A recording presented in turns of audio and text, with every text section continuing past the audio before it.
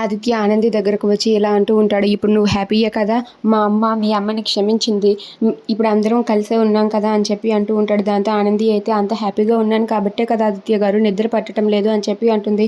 అయితే నిద్రపోకుండా మెలకుగానే ఉంటావా ఏంటా అని చెప్పి ఆదిత్య అడుగుతాడు. దాంతో ఆనంది అయితే అవునా ఆదిత్య గారు, ఈ రాత్రి అంతా ఇలా హ్యాపీగా కూర్చొని ఉండిపోవాలనుంది అని చెప్పి అంటుంది. దాంతో ఆదిత్య అయితే ఇక్కడెందుకు, పద వెళ్దాం అని చెప్పి ఆదిత్య ఆనందిని బయటకు తీసుకువెళ్తాడు. ఇక ఆనంది అయితే ఎక్కడికి ఆదిత్య గారు అని చెప్పి అంటూ ఉంటుంది. నువ్వు రా నాతో పాటు అని చెప్పి ఆదిత్య అయితే ఆనందిని అయితే ఒక చోటికి తీసుకువెళ్తాడు. ఇక అక్కడైతే కూర్చోమంటాడు. ఇక ఆనంది అయితే కూర్చుంటుంది. చెప్పండి ఆదిత్య గారు, ఏంటి ఇక్కడికి ఎందుకు తీసుకువచ్చారని చెప్పి అడుగుతూ ఉంటుంది. దాంతో ఆదిత్య అయితే నాకు ఒక్క నిమిషం ఆనంది, నాకెందుకో కంఫర్టబుల్గా లేదు, నువ్వు అలానే కూర్చో అని చెప్పి ఆనంది ఒడిలో తలపెట్టి ఆదిత్య అయితే కబుర్లు చెబుతూ ఉంటాడు. అది చూసి ఆనంది ఒక్కసారిగా షాక్ అయిపోతుంది.